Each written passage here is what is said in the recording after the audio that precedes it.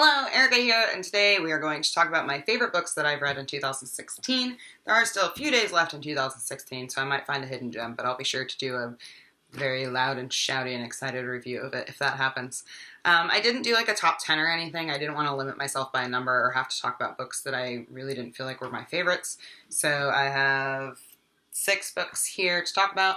I'm going to do a separate video with my favorite short story collections of the year, so those will all be separate. Overall, 2016 wasn't a great reading year for me in terms of finding like really amazing books or books that I really fell in love with.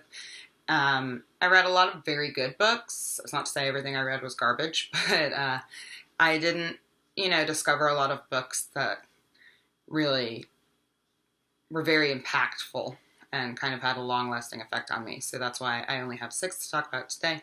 I'm not sure if I'm just getting pickier as I get older and read more, or if I just wasn't picking up the right things at the right time this year. So let's talk about the things that I did love. First book I want to talk about, I've talked about To Death on this channel. I read it back in February, and I have done a full review of it, which I will link down below. That is the 5th season by N.K. Jemisin. This is the first book in a fantasy series. The second one I also read this year. It's called The Obelisk Gate, and I also loved that. But this one was really impactful for me. It is absolutely wonderful. I don't want to talk about the plot too much. Again, you can go check out my review. I loved that it features people of color as the majority of the characters. I loved the world building. I loved the character development. I loved the writing and the storytelling. It was just a mind-blowing fantasy book, and I highly, highly recommend it if you haven't picked it up yet. The next book is a sci-fi book, and that is The Long Way to a Small and Angry Planet by Becky Chambers. This is a book about a crew of a ship who is going on a long journey through space, the long way to a small angry planet, and the crew is comprised of all different species, and it's, again, very character-focused and really beautifully done. The relationships between the characters were so heartwarming and so real, and I laughed and I cried and I loved it. So I know that this has gotten a lot of hype on BookTube, but it's definitely worth every single bit of it. And I, again, think you should go check this out. And if you're not that into sci-fi, this one's very accessible. And so if you are a little bit nervous about that element of it, I wouldn't be, because it's so wonderful and character-driven. The next book I have, I also did a full review of, and this is Irlanda by Espedo Freire. This is translated from the Spanish by Toshia Kami. And this is published by Fairy Tale Review. It's a little novella about a girl who goes to live with her cousin Irlanda for the summer and kind of their relationship and what goes on there. And the girl's a little bit weird and a little bit disturbed, and we're not really sure why. Again, I have a full review, so if you want to hear me speak a little bit more eloquently about the plot, I will link that down below.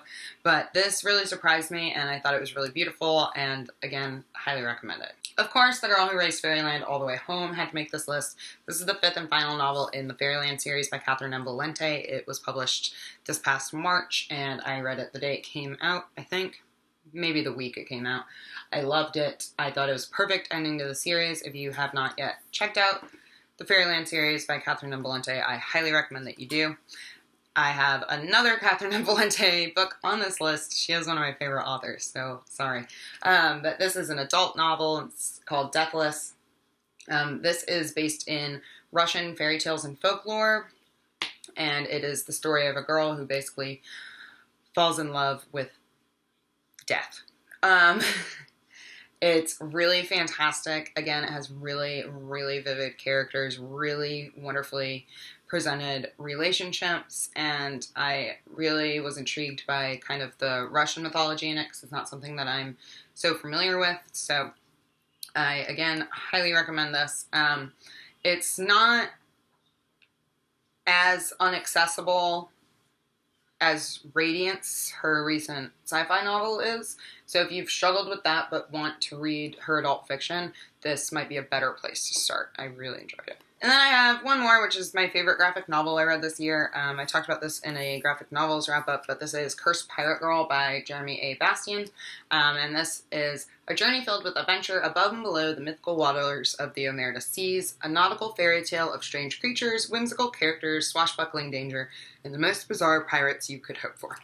It's really fantastic, and the illustrations, which I hope show up here, but the illustrations are so wonderfully drawn. I absolutely love them. And this is written and drawn by Jeremy Bastian. And they're so incredibly detailed. And again, I don't know if my camera's going to like this very much, but I really adored it, and I hope that there is more for me to read soon. That's my very tiny list of my favorite books of 2016. Not entirely surprising that a lot of fantasy and sci-fi made it onto this list, as that's what I have kind of been enjoying lately and turning to lately. Again, I'm doing a whole separate video with my favorite short story collections, so you'll see more favorite books there. And please do tell me what your favorite books of 2016 were. I would love to hear it, and I will be back soon. Thanks so much. Bye.